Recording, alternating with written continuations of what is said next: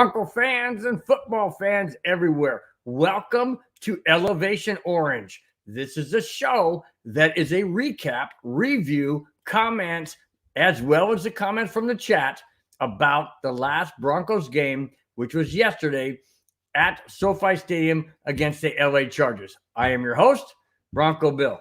All right, guys, let's get right into this. Before we do, let's always hit the chat like we do.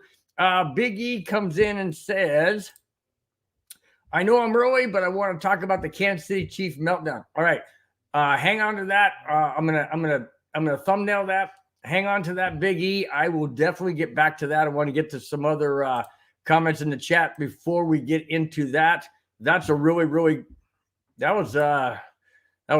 That was bad. We'll get into that. I want to say a big shout out to Just Keep Punching. Just Keep Punching. Hey, thanks so much for being in the chat. Glad to have you here. He said, what's up, everybody? I say, hey, just living the dream of the Broncos looking like they're on the verge of making the playoffs. I know we need a lot of stuff. We'll talk about that tonight, guys. We'll talk about that. All right. Okay, Avatar is in the house. Avatar, haven't seen you in a while, my friend. Said, what's up, Broncos country, 2023 NBA champs, Nuggets Nation? Absolutely. And hopefully the Avalanche get a win tonight. I know you didn't mention the Avalanche, but I'm hoping they get a win tonight. They play the Calgary Flames 6:30 Pacific time tonight. All right, so let's go back to what Big E said. Let's start out with this before we get into the Broncos recap. Big E Bronco says, I know I'm early, but I want to talk about the Kansas City Chiefs meltdown. All right, let's talk about that. Here's the problem that I have with that particular meltdown, okay? If it had gone in the opposite direction, let's say it was a defensive player that was slightly across the line. Here's the line, okay? Here's the line. And Tony, that's his last name. Tony's feet were probably that far over. If you look at the replay, it looks like about half of his foot or a third of his foot was over the line. What are the referees supposed to do? Are they supposed to turn a blind eye? Well, we didn't see that. You know, that's Kansas City Chiefs. You know, that's the Cinderella, the team that the NFL loves. So if the NFL loves them, why didn't they turn a blind eye? Because if it's a penalty, it's a penalty. Doesn't matter whether or not Patrick Mahomes likes it or Travis Kelce likes it, or Tony likes it, or anybody else likes it. Doesn't matter. If you make a mistake, it's a mistake. I mean, seriously, are they supposed to look the other way? Doesn't make sense. And going to the meltdown, and guys in the chat, go ahead and chime in. I will definitely get to your comments, absolutely, in regards to this. But I look at it this way, okay? The Denver Broncos have had some bad plays called, or bad penalties called against them this season. You don't sit there and cry about what the referees do. And here's the problem. Here's a problem Mahomes didn't realize. Yeah, he may be the Cinderella story. He may be the NFL's favorite guy right now. Doesn't matter. You don't sit there and lambaste the referees. And I heard today that Roger Goodell and the NFL executives, whoever they be, are going to look at the situation between Patrick Mahomes and the referees and his comments, because they are instructed not to say anything negative or harsh or judgmental against the referees. And I know that the NFL is protecting the referees, and to a certain degree they have to. But these guys know this. And if Patrick Mahomes is going to want to be the poster child for the NFL, like Tom Brady was for all of those years, then he needs to learn to be an ambassador for the league and not a hindrance. And that's another reason why I can't stand the Kansas City Chiefs. Patrick Mahomes and that entire team are a bunch of crybabies. A bunch of crybabies. They didn't get the win. It was a fantastic play. It was improv. Who gives a frosty? If you're wrong, you're wrong. I mean, there's been ticky-tack plays for holding penalties, for pass interference penalties, and you don't cry about it. You don't. You just accept the fact. I mean, if here's the line and Tony's foot was, okay, let me get this straight. And Tony's foot was here and they called it offsides. Okay, I can understand the gripe. When you're this far over, how is that on the officials? How is it on the officials? It's not. It's not. And did I want the Kansas City Chiefs to win that game? I had mixed emotions because I really don't think we're going to win the division. And I think it's better for the Broncos to get the wild card because there's 3 wild card spots, 1 division title. It's easier to make the wild card than it is to win the division when you have to climb over, games that are not in your favor. Kansas City has an easy baby schedule going down the road. And for them to cry about this, and it's their own fault, their own players' fault, and they're going to hold the referees accountable in their eyes for calling it offsides when it clearly was. Patrick, grow up. Grow freaking up. All right? You're not above, and neither is your team above the NFL rules, period. And I can make comments and stuff about the Denver Broncos and everything that happened to them in the past 14 games that's gone against them. But you don't see me crying about it. You don't see the Bronco players crying about it. Yeah, they may say, well, dang, that kind of went against us. That was unfortunate. But they don't sit there and call the referees out. Why? If you're making the mistake, how can you call the person that caused the mistake out? How do you call them out? I don't get it. I don't get it. All right, let me get to some of your comments in the chat about this. Let's see. Okay, Avatar chimes in and says the refs have been calling that penalty more this season than they ever had in the past. Okay, that's fine. But what, Avatar?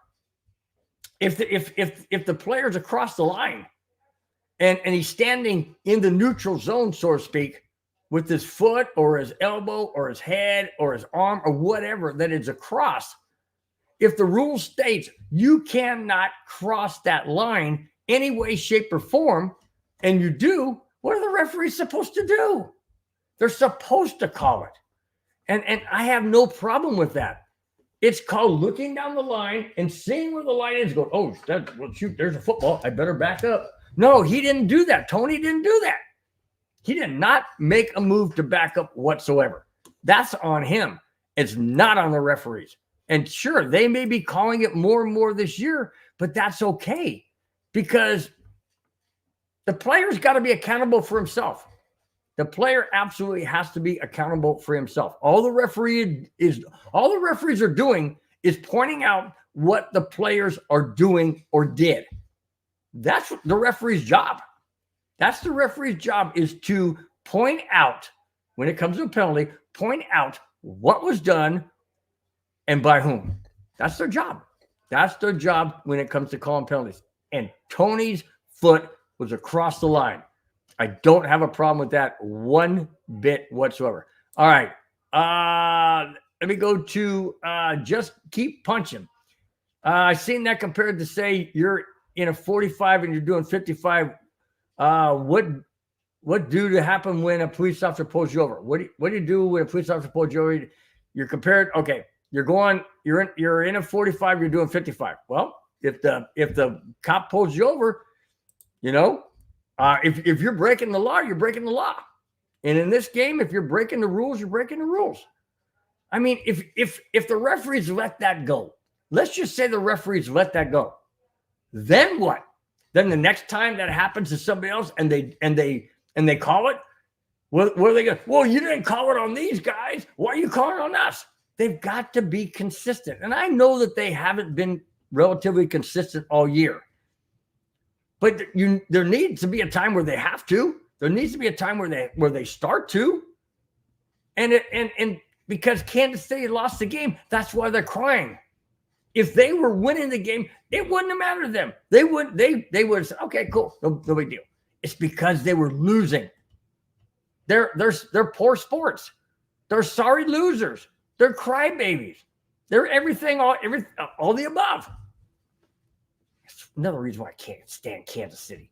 Can't stand him with a passion. Patrick Mahomes is a freaking, he's a wuss in my opinion. All right.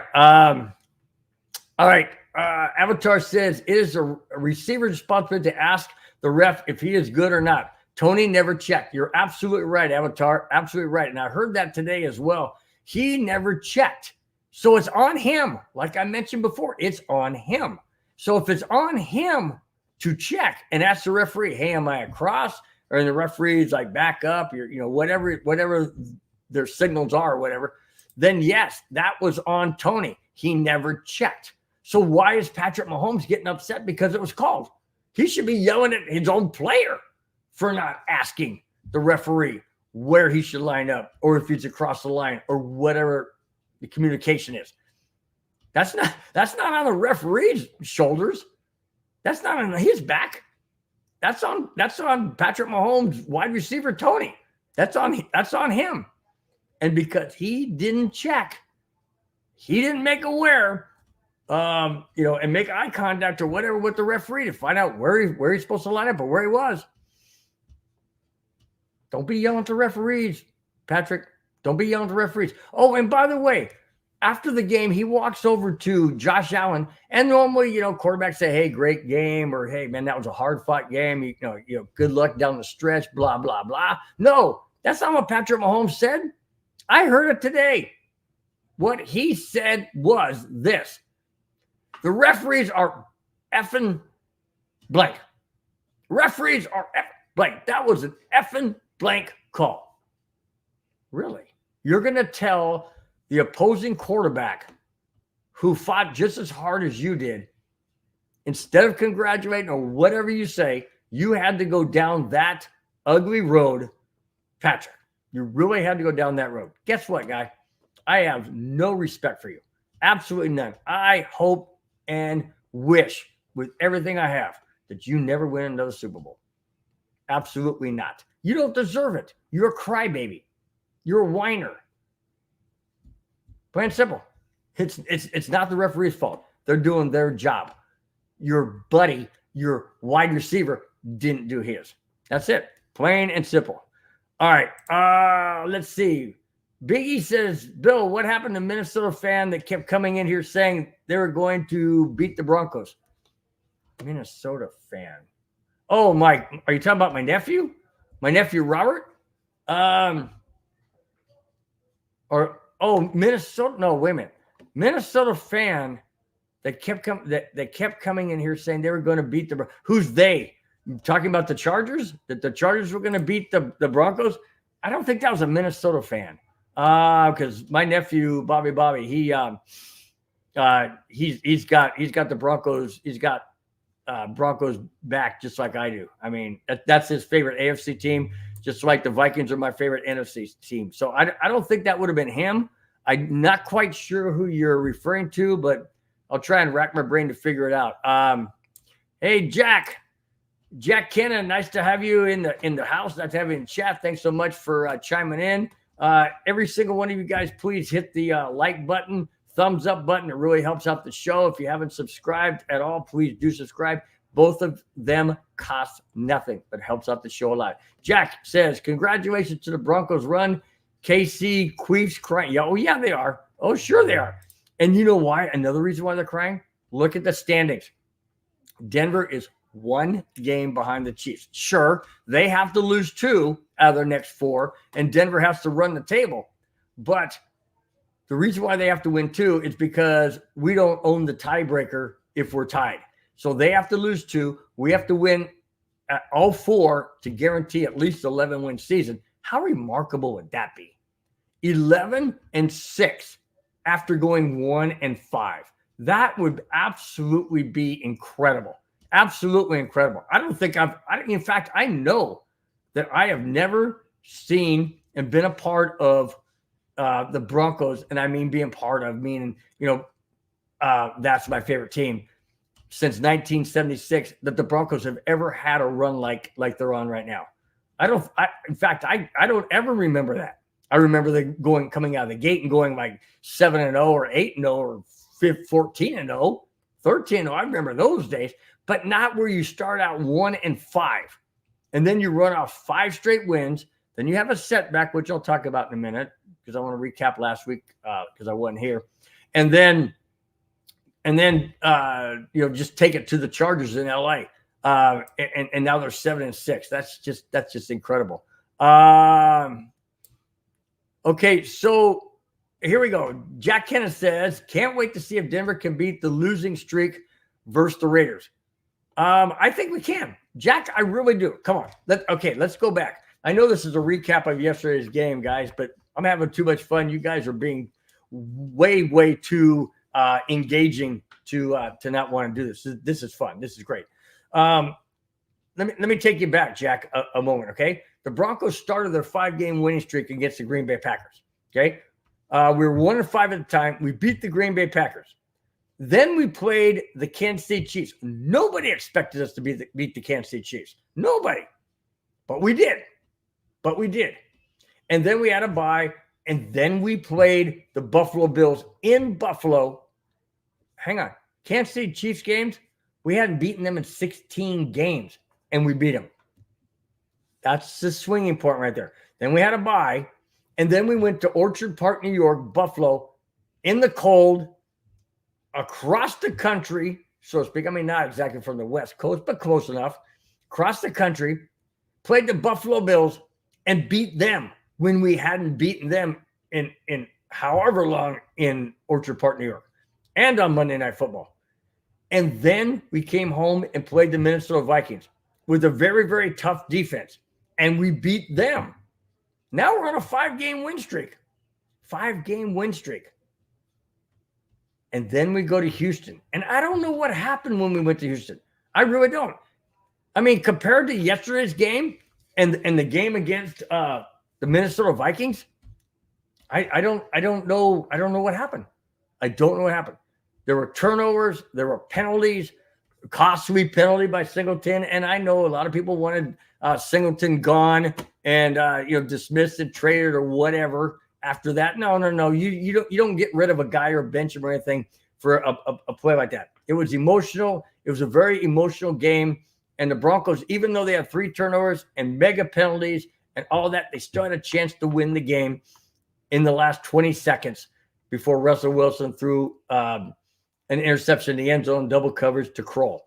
Okay? All right. That's over and done with. Denver comes back yesterday and beat the LA Chargers, who they have not beaten in LA in 4 games. They played the Chargers there 3 times. They played the Rams there last year. They've lost all 4. They snapped that as well. So going back to what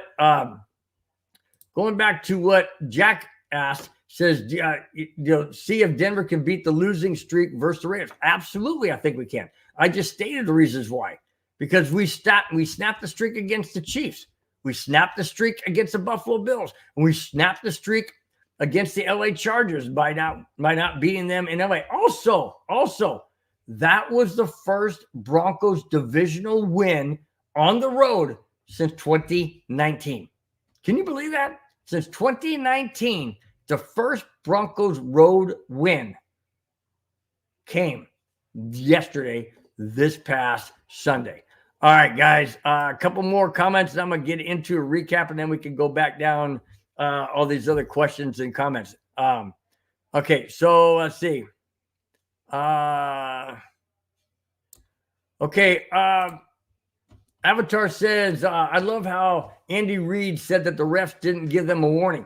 Give them a warning of how, Andy? How do you want them to give a warning? Oh, excuse me, timeout. Can you back up a little bit because your foot's over the line, and I don't want you to get penalized. Okay, I'm just giving you a heads up. I'm giving you a warning. Okay, no, they're not going to do that. Shut up, Andy. Really? I mean, these guys are absolutely pathetic. They're a laughing stock. They're embarrassing themselves. They really are embarrassing themselves. And it couldn't happen, in my opinion, to a more team that I can't stand. Well, I can't stand the Chargers more, but they're right next to them because they're crybabies. They showed Philip Rivers on the sideline yesterday, and I'm thinking, I don't want to see this guy. He was a crybaby in the NFL. Well, Patrick Mahomes is the same way. And now Andy Reid's doing the same way. Why? Because they didn't get their way. They're going to cry and take their football and go home. Really? Come on. Grow up, guys. You're getting millions and millions of dollars, okay? And he was not correct. He was not correct. He was on the line, across the line. And for Andy Reid to sit there and say, well, the referee didn't give us a warning. That's not their job. Tony should have looked over and said, hey, am I okay? Do I back him? And the referee would have done whatever the referee does. Nope. Oh, but Andy Reid says the referee's fault. Oh, yeah. It's always somebody else's fault. Never your own. You never own up to your own mistakes, huh? It's always somebody else's fault. Oh, guy. All right. Big E says the Chiefs get more calls in their favor to win games than any team I've ever seen in my life. You are absolutely 100% correct. 100% correct, Big E. And for them, maybe that's why they're crying. They're like, oh, well, we always get calls. Man, we don't get calls against us. Come on, we're the Kansas City Chiefs. The NFL loves us because of Patrick Mahomes and Travis Kelce and that stupid singer, what's her face? Taylor Swift. I mean, who cares? Who cares? But the NFL's making bank, and that's why they love the Chiefs. It's exactly why they love the Chiefs, because Patrick Mahomes is their poster child. They love the guy, and yes, the Chiefs do make the NFL money. I get it, but that doesn't mean that they should be getting away with things that are not right. If it's a penalty, it's a penalty. If you're offside, you're offside. If you're holding, you're holding. If it's face mask, it's face mask. Horse car, we could go on and on. If it happens, you have to own up to it. Don't cry about it because it makes you look horrible than you are. Well, actually, the Chiefs look horrible anytime, so it doesn't matter. Let's see. Let's see. Oh yeah, Biggie says it was my nephew, a Viking fan. I don't think he said that we would lose to the Chargers. I don't think he would have said that. Might have been the Viking game. In fact, that's probably what you're talking about. When we played the Vikings, he did say that the Vikings were going to beat the Broncos. And no, I didn't agree with it, and neither did the outcome. So we won. Let's see. So, all right. Just keep punching. Says, that tell me that Kansas City gets away with a lot of the referees if the referees are warnings. Do they get away with a lot? I think the Kansas City Chiefs get away with a lot of things because, like I said earlier, the NFL loves them. NFL absolutely loves the Kansas City Chiefs because of Patrick Mahomes, Travis Kelce, and the whole, fling with Taylor Swift and all that kind of stuff. So, I mean, I don't know. I don't know for a fact, but I mean, it sure seems like it. I mean, when Tom Brady was on the Patriots, the Patriots got away with everything. You couldn't breathe on Tom Brady, otherwise there'd be a flag. So I'm just saying it, now that Brady's retired and he's out of the NFL and whatnot, you got Patrick Mahomes, taking over the reins, so to speak. And I got a feeling that the referees are, basically calling a blind eye. But when it's obvious right in front of you, I mean, and the cameras are shooting right down that line. I mean, you can see it. It's obvious. It's obvious. So it's just, I just can't stand the Chiefs. I really can't. And now I can't even stand Patrick Mahomes all that more because he's just a crybaby. And he reminds me a whole lot of Philip Rivers, and everybody knows how much I can't stand that guy. All right. Kamani is in the house, my brother. I know, should I play that clip or something? But, that's on a whole different platform, not platform, but a whole different setup. I could probably play it for you if you want, Kamani. You know what? I could do that. but at the same time, I might end up just kicking myself off the show. So I'll probably refrain from doing that because I don't want to mess this up. Glenn Hauser is in the house. Glenn says, I refuse to hear any Taylor slander here. Okay, we cannot slander Taylor Swift. Okay, I apologize. I'm sorry. Anyways, okay, so moving on. Yeah, Kamani, you're right. Let Mike do it because that whole thing, those whole little clips and stuff, that's all Mike's stuff. He enjoys doing it, and I like it when he does. He's got really good timing and stuff like that. So, like I said, if I switch over and try and do it, I'll probably screw it up. So I don't think that's a good idea. So I just refrain from doing that. Jack Kenna has a question. Boy, I haven't even gotten into the recap of yesterday's game, but we will get there, I promise. All right. Jack Kenna says, what do you want Denver to do with their first round pick? At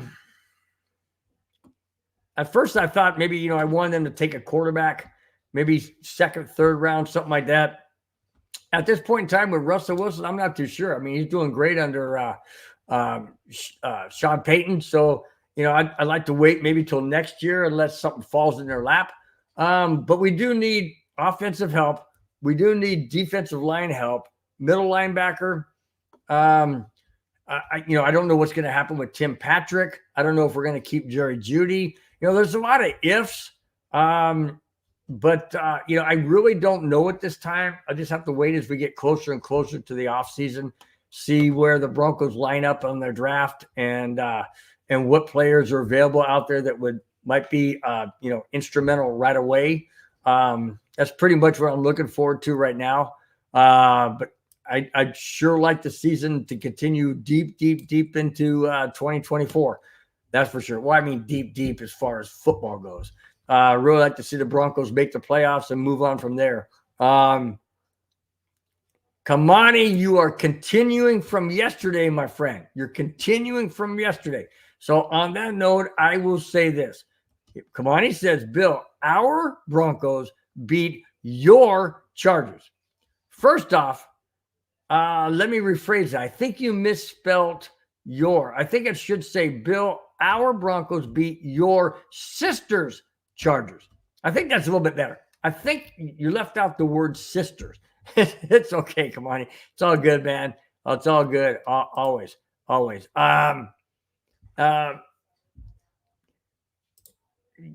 Hauser's going back to the comment about the draft. Glenn Hauser says we need tight end desperately. I agree, but we don't know if we're going to, what Dulcich is going to, coming back, from his injury. Troutman's looking good. I mean, sure, he's wide open in the end zone. Nobody within 10 yards of him yesterday. So that was easy. But Troutman's good. I like Troutman and, Dulcich. But, yeah, I mean, you're right. We probably need a sure hands, big body guy like maybe a sure hands like Rod Smith, a big guy, like maybe what's the guy on San Francisco? The guy on San Francisco, big guy on San Francisco, tight end. Anyways, we need somebody like that.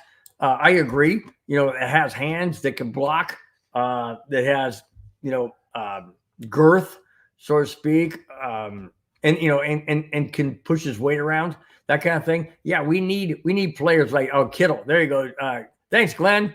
Glenn said George Kittle. Yeah, we need somebody big like that. We need somebody that's got good hands. I think of a Shannon Sharp type of guy who can run a route. Yeah, I agree. Are we going to find him that falls to us at any point in time, whether it becomes the second, third round, whatever?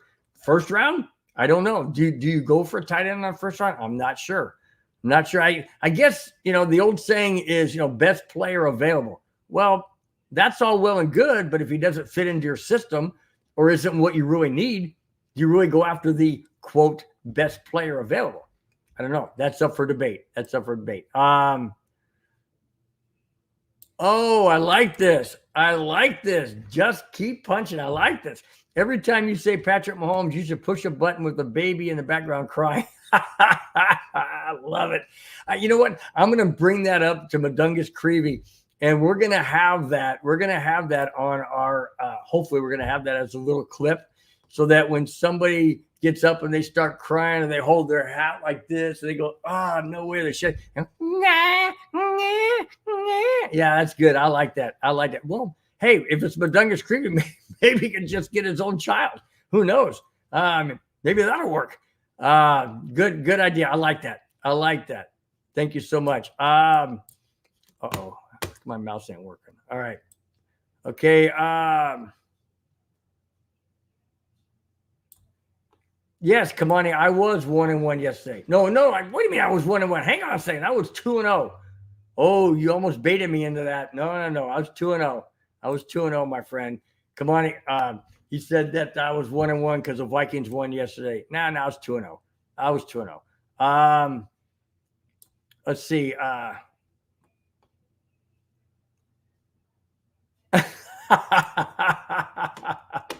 Glenn says, I didn't have Bill talking about girth on my bingo card tonight. Sorry, you lost, Glenn. My fault. That was one of those wild card things I guess I threw out. I don't think I've ever used that word before in my life. Girth? Usually I say height or width or weight. Girth? Whatever. Oh, shoot. Jack says, is Russell Wilson the answer?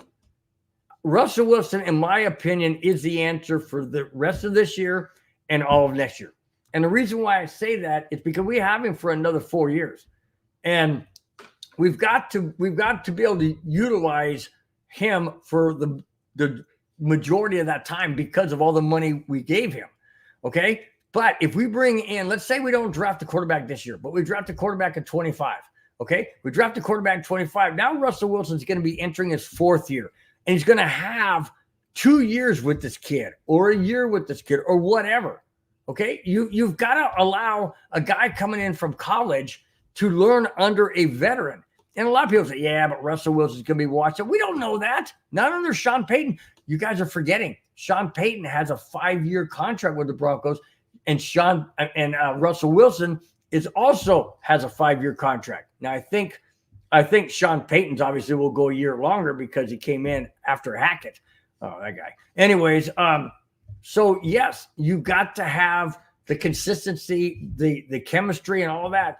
And under Sean Payton, we could have a drafted quarterback in 2025 and learn under Russell Wilson for a year and be successful. Sure, it's going to be a process of learning in the NFL for this rookie, whoever that rookie is. But I don't say we need to take him this year unless it falls in our lap, which I highly doubt. But if it falls in our lap at whatever draft round it is, it could be beneficial. I'm not saying that we need to go out there and get one in the 1st, 2nd, or 3rd round because that's stupid. That's stupid. In fact, I don't even know if we got a 1st or 2nd round now that I think about it. So it doesn't make any sense to go after somebody now. It makes more sense to go after somebody in 2025. Russell Wilson is improving under Sean Payton, a real head coach. That's what happens when you have a real head coach. He can take a quarterback, a seasoned quarterback, and make him even better than what he was. And that's what Sean Payton is doing. Absolutely what he's doing. So, I don't know. Like I said, I think that we hang on to Russell Wilson as long as we can, even up to his 5th year, and let a younger quarterback, a drafted quarterback, whatever, learn under Russell Wilson's toolship and his experience, as well as Sean Payton and what Sean Payton knows and what Sean Payton wants in a type of quarterback. That's what I think is going to happen. That's what I think is best for the Broncos. Okay. I want to get into this last comment before I get into the recap. I got some stats and stuff that are really impressive. So before I do that, Kamani says, I think we're going to run the table, but I feel like the Patriots game is our trap game. What do I think, Bill? Or what do you think, Bill? I've said that all along. I've said that all along, that the Patriots game is going to be our nemesis. It's going to be our kryptonite. It's going to be our Achilles heel, Achilles tendon, so to speak. It's a trap game. It's a trap game. Looking at it from now, it's an absolute trap game. And the reason why I say that, and I think you're going to agree, Kamani, is this. Because the Broncos, after the Patriots game, okay, first off, we played Detroit this coming Saturday. Okay, we played Detroit Saturday, primetime, Saturday night in Detroit. Broncos are going to be so amped up for that game to win this game, keep the momentum going. Then we faced New England at home. Okay? That's a trap game. And the reason why is you're coming off of a Detroit game, which is going to be very emotional. The Broncos had a very emotional game yesterday, a very dominant game yesterday, and beating the Chargers, 24-7. They've won 5 out of their last 6 games. They're on the roll and a move to make the playoffs. When they come home and play the Patriots are going nowhere. They have nothing to lose. Denver has everything to lose and everything to win, but everything to lose. You think Bill Belichick and the Patriots aren't going to come out there and try and give the Broncos everything they have? Of course they are. And that's a trap game because the Broncos fell into that same type of trap game earlier in the season when they played the Commanders and lost after we had that huge lead. That was a trap game.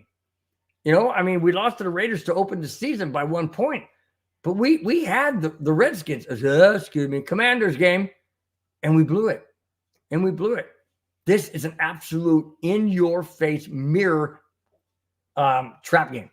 They cannot allow the Patriots to steal this game because after the Patriots, the Broncos play the Chargers at home, who they just beat yesterday, and then they play the Raiders to end the season.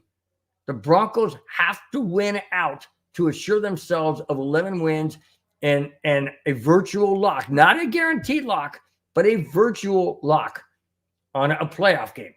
If they lose to the Patriots and beat the Lions this coming Saturday, and then beat the Chargers and beat the Raiders, they'll be 10-7, and there's no guarantee whatsoever that they're going to make the playoffs. So yes, to answer your question, Kamani, yes, I firmly 100% that the Patriots game is a trap game. What I don't believe is that Sean Payton is going to allow that to be in the minds of the Broncos players. I don't believe for one moment that Sean Payton is looking at as anything else than don't let your guard down. He said that all along. Don't let your guard down. Don't let your game down. Every week we have to play our best. Don't let anything, stand in the way. We've got to do our game plan. We've got to do we got to win the games, period. And that's exactly what I think his mindset's going to be. He's not going to allow the Bronco players to get caught up in that so-called trap game. I don't believe it for one moment. Sean Payton is much, much better at motivating and getting his players ready for the games than anybody else other than, Kubiak was the same way, and so is Mike Shanahan. So Sean Payton is in that same mold. All right. Okay, I said I have one last. Kamani said, so in other words, we're going to take them light. We're not going to take them lightly. That's the thing. We're not going to take them lightly, Kamani. We can't. We cannot take them lightly because if we do, then we're going to lose, and we can't do that. Can't do that. Okay, let me get into some of the stats from yesterday, and then I'll get right back to your comments. This is a great show. You guys are very, very engaging. It's so much fun to do a show like this when you guys are all engaging in different comments.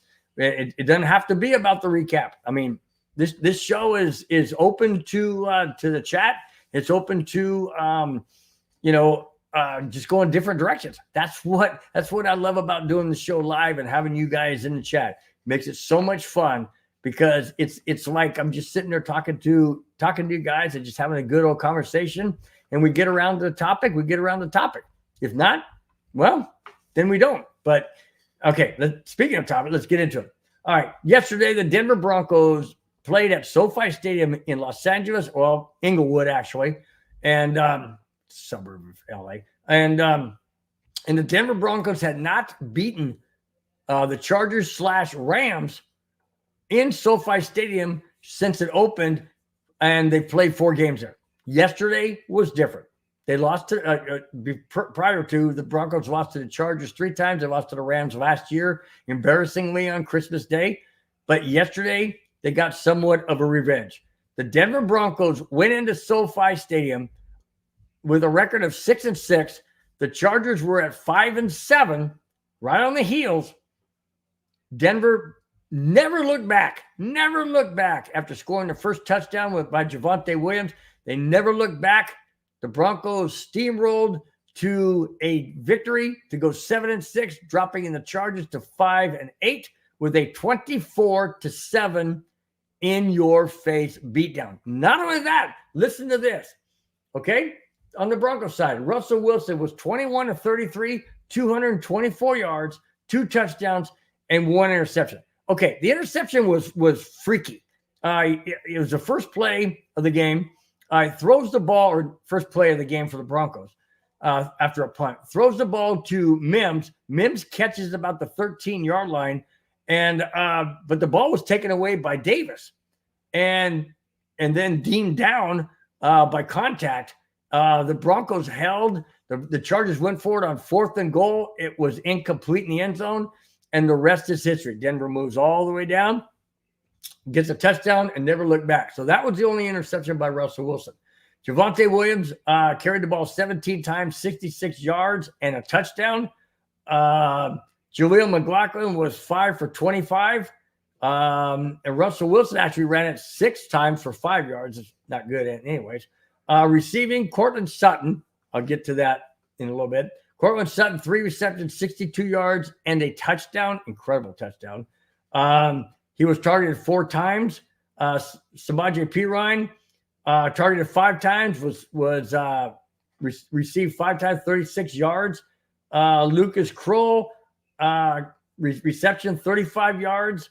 Adam Thielen, 2 receptions, 19 yards, and a touchdown. Nobody inside on that one. All right, let's go down the line. This is impressive. Here we go. Alex Singleton, Jaquan McMillan, Josie Jewell, Justin Simmons, PJ Locke, and Zach Allen all had sacks. That's 6 sacks by 6 different Broncos players. You talk about a team effort. And yesterday during the Broncos neighborhood, somebody asked me in there who I thought the MVP of the game would be. And the question was asked like in the first quarter. And I said, based on what's going on right now, I'm going to have to say the defense is going to be the MVP.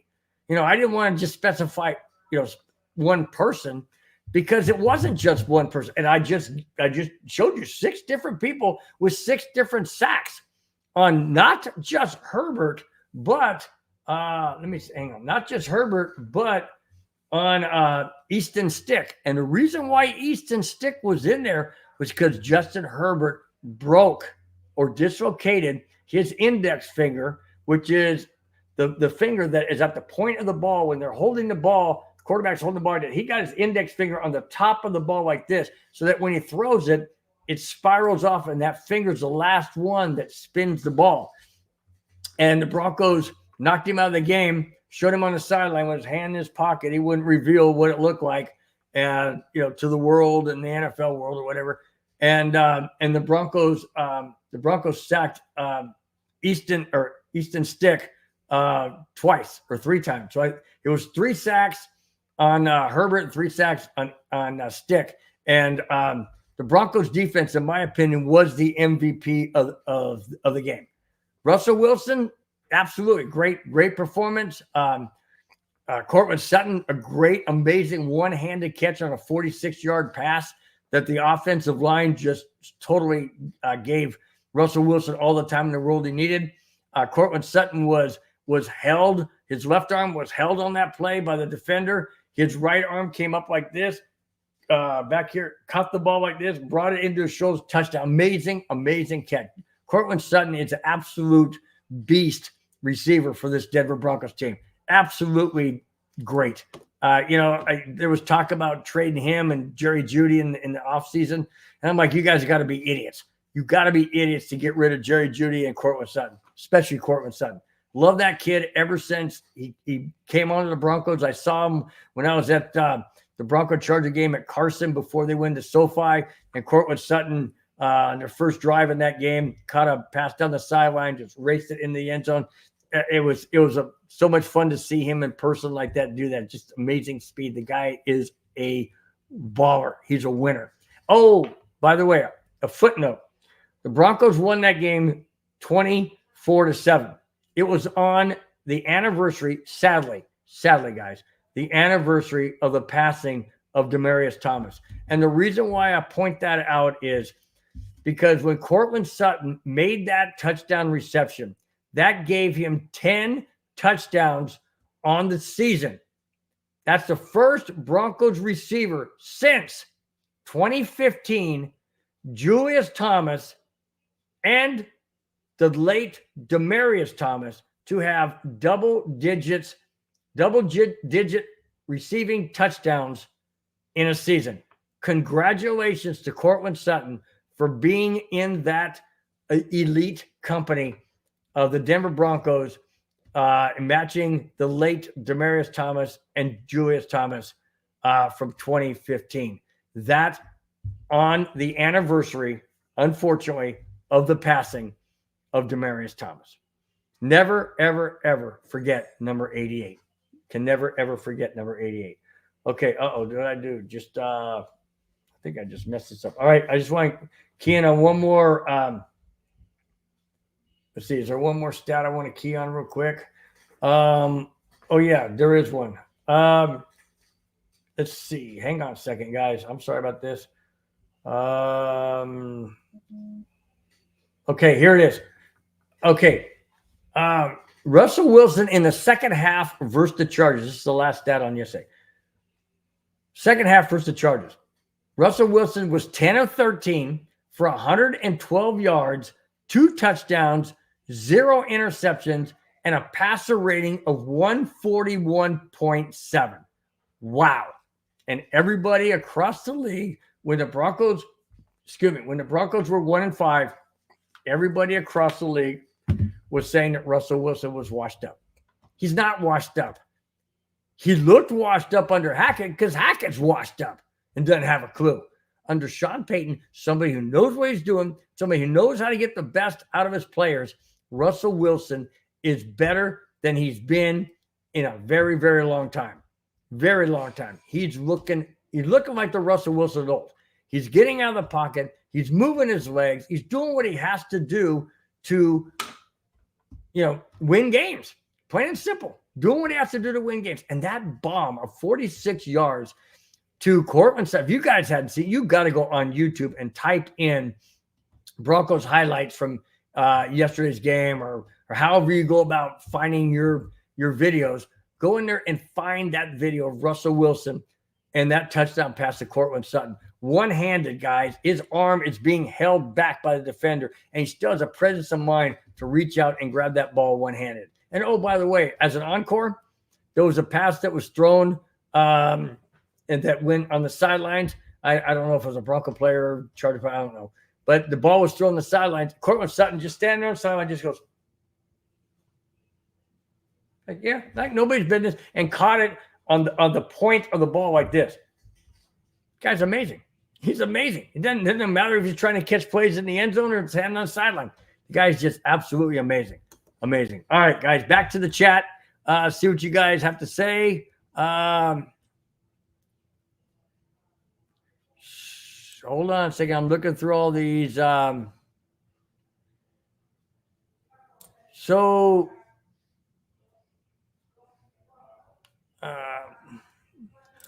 says Kamani says that was himself that asked that question. That question about. Let me go back to the question then. Okay, I got it. Yeah, okay, Kamani, you're right. I'll give you credit on that. Hey, Willie is in the house. Willie Snyder says plus that was a division road game. Absolutely a division road game. 100%. Willie, glad to have you in the chat. Thanks for showing up. I really appreciate it. Let's see.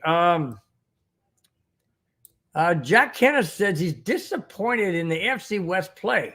Our division is better than the record shows. All right, let me ask you something, Jack. Let me ask you something, okay? The Broncos are 7-6. Do you want the Chiefs to be better? Do you want the Chargers and the Raiders to be better? Do you want to be a slugfest all the way down to the last game of the season? I don't. I know the AFC West has always been looked at as the best division in the league. But at times, I'd rather have them not do so well so that the Broncos can do better. Does that make any sense? I mean, to me, it does. The Chiefs have won the division. I don't know how many times, 8, 10 times. I mean, it's ridiculous. And I'm about ready to see the Chiefs, hit the skids and fall flat on their face. That's what I want to see. I want to see the Broncos back on top like we were when we had Peyton Manning, like we were when we had John Elway. That's what I want to see. I want to see the Broncos back on top. I don't necessarily want to see the AFC West being a very strong division. I really don't. The only team I want to see strong in the AFC West is the Denver Broncos. That's the only team I want to see strong. I could care less about the other teams. Not at all do I want to see this division tight. That scares the daylights out of me. It means every single week it's a 2-game swing. I don't want. No. Nope. Sorry, don't want to see it. Jack Kenneth said he worked with Demaryius Thomas's sister at USAA. Wow, Jack, that is awesome, man. I'd like to hear your story sometime. That's pretty cool. Sad for her though. I'm just wondering, Jack, do you are you in contact with her at all, or was that just the fact that you worked with her and there's no really any contact beyond that? Just wondering how she's doing, and how everybody else is doing in regards to his family and all of that. So wow, Colorado Springs, wow, awesome.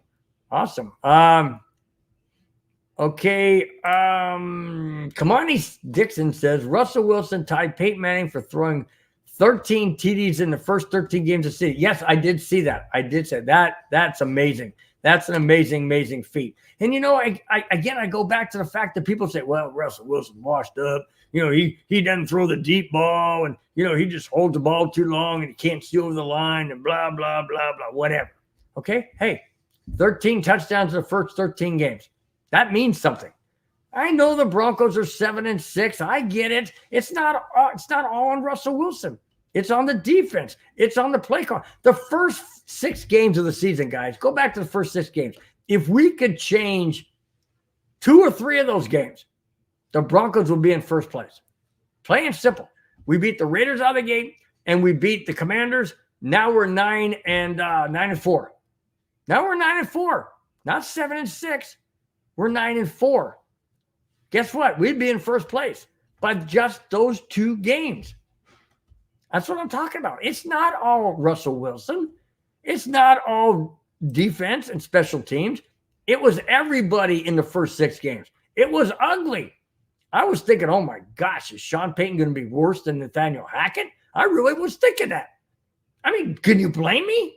We were 1-5. Can you blame me? No, you can't, because you're probably thinking the same thing. But now we're 7-6, and we're changing things around. Why? Because it takes time to build the chemistry, to build the trust, to build the camaraderie, to build the game plan, to execute the game plan, to do what they had to do, mindset, physicality, whatever it is, to get themselves mentally ready to play and win the game. One day at a time, one game at a time. And that's what Sean Payton is doing with this Broncos team. They've got them to that point of believing that no matter what, they can win the game. They proved that against the Vikings when they trailed. They proved that against the Browns when they trailed. And then they didn't have to trail against the Chargers because they just went out there and kicked some, keister. So, yeah, I just feel that this game, or this remaining 4 games, is going to determine whether or not the Denver Broncos are going to move on in the playoffs or if they're going to go home. Plain and simple. And it all starts with Detroit this coming Saturday. All right. Wow, Jack. Okay, Jack. All right. I'm going to give it to you. Jack says, I absolutely 100% want the Raiders to be better. They fired their head coach and rookie offensive coordinator, rookie head coach, rookie offensive coordinator, rookie quarterback. I chatted with DT's sister a couple of times, then moved back to California. I respect all chat. I do too. I respect all chat. Okay, let me ask you, why do you want the Raiders to be better? Is it because it makes the division better, makes the AFC West better, AFC Conference better? Why do you want the Raiders to be better? Just curious. Just wondering how you feel about that. Like I said, I'd rather have the Broncos just be up on top and not. But then again, it's competitive. It's competition. It makes the league better. I understand that. So yeah, I do understand that, Jack, and I do appreciate your comment very, very much. Let's see.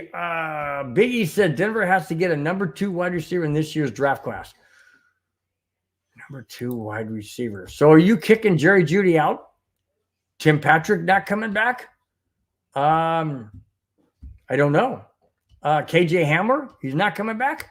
See, those are 3 guys right there. You got KJ Hamler, you got Tim Patrick, and you have Jerry Jeudy. Are you saying you want to get rid of all 3 of them? Or are you going to keep 2 of them? What about the ones that are injured? Are they going to be 100% when they come back? See, all those are questions that are not going to really be answered until next year's offseason. And yeah, okay, we do need a number 2 wide receiver. I agree with that. But who do you sacrifice? And, you get rid of Jerry Jeudy, like I mentioned, or the other guys, Patrick and Hamler. I mean, that's just something we got to think about. You only got 53 guys on the active roster, and you got to have the 53 best guys. That's for dang sure. Okay, Kamani says the bright side is that the Broncos caught on fire at the right time. I agree. They caught on fire at the right time. Let's just hope that they can sustain that moving forward, because Detroit's not going to be easy. Yes, Detroit lost to the Bears yesterday. That's for sure. They lost to the Bears, but Detroit at home is tough to beat. Tough to beat.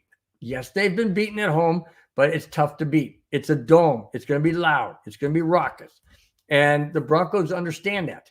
And I just hope that they continue this, because if they can beat Detroit, they have a pretty much, I don't want to say cakewalk, because nothing in the NFL is a cakewalk. Nothing. I mean, obviously, go back and look at New England beating Pittsburgh the other day, or the Jets beating Houston yesterday at a blowout. Who would have thought that? Seriously, who would have thought that? Or the Cleveland Browns with Joe Flacco wins. I mean, you never know who's going to win on any given Sunday. So you can't sit there and say, well, it's a cakewalk, because it's not. If we beat Detroit, then that's great, but it doesn't get any easier. Well, we play the Patriots. That's not going to be easy. Like I mentioned, they have nothing to lose. They're going to come out there and do whatever they have to be the spoilers. And then we got the Chargers. You don't think the Chargers want revenge?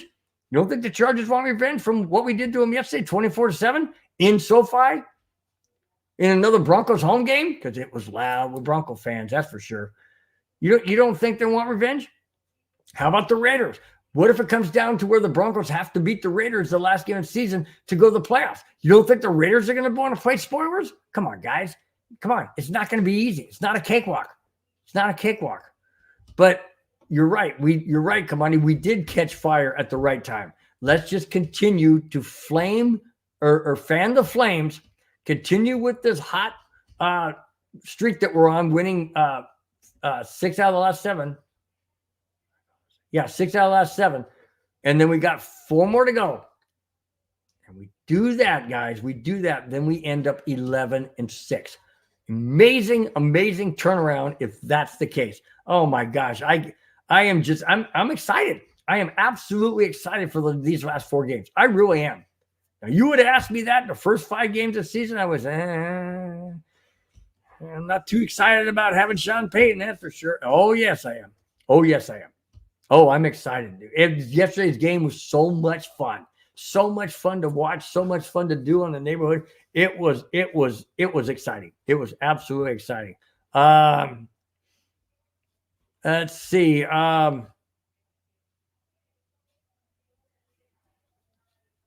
Okay, so Kamani says, out of all the games we lost, the Texans game hurt me the most because we had that game. Yes, we did have that game, but in the same sentence, Kamani, we didn't have that game.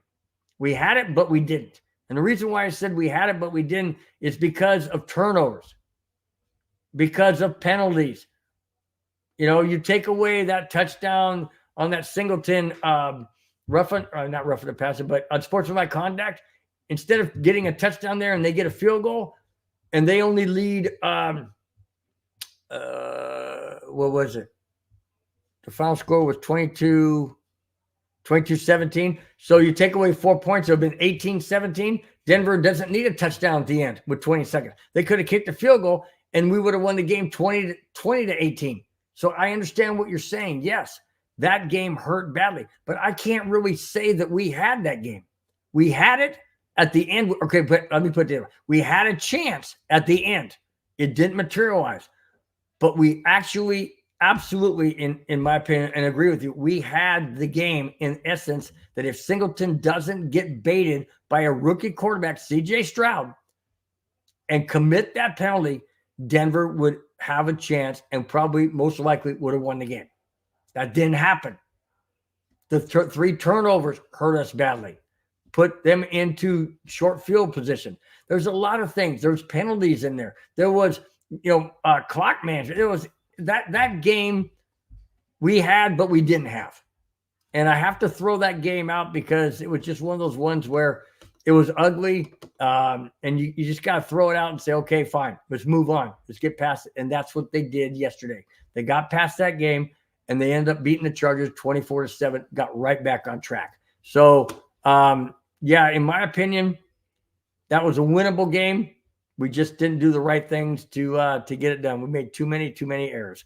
Let's see.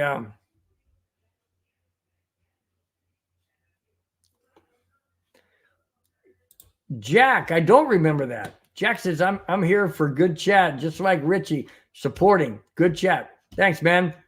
He says, remember when the trade for Elway for Howard Long and a second-round pick was blocked by the NFL commissioner? I don't remember that. I'm sorry, I don't remember that. John Elway, Howie Long was blocked by the NFL. I'm going to have to go back and look at that. You know what? I don't remember that. No, but that's it wouldn't surprise me. The NFL controls a lot of things behind the scenes, guys, that we don't really know about. If you think about it, they really do control some things that you kind of shake your head and go, I wonder why that didn't go through, or wonder why that got through, or whatever, Kamani. Look what Mike started yesterday. You know that? Kamani says, I'll say it. Kamani says, I love to see a Chargers fan help us celebrate our Broncos. Thanks, Bill. Unfortunately, my sister's not here helping us celebrate, so I'm not quite sure where that came from, Kamani. I know that you can't be talking about me. I know you can't because I'm not a Charger fan. But anyways, I give you love on that. I threw it out there and posted up there because, hey, that's what I do.